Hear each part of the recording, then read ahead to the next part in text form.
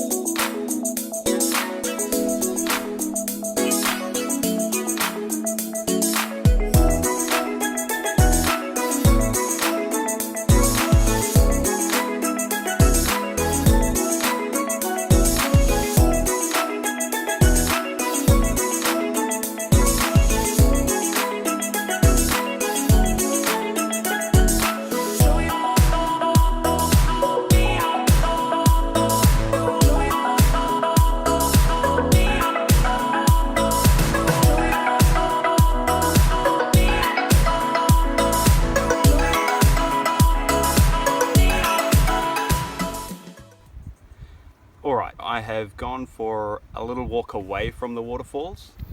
Now the iPad Pro is an interesting device, and I want to talk about it today in direct comparison with the Surface Pro 4. Not to say how similar the devices are, but basically the complete opposite of that, how they are fundamentally different products. Now the Surface line in general is a really interesting product. I think Microsoft have done a really good job at bringing that product to light and refining that product over 4 iterations now. I own a few Surface products myself. I have built an application for the Windows 8 store, so I believe in the product. What I find really interesting is when people constantly compare the Surface lineup with what is now the iPad Pro. I mean, obviously they look like very similar devices. They both have...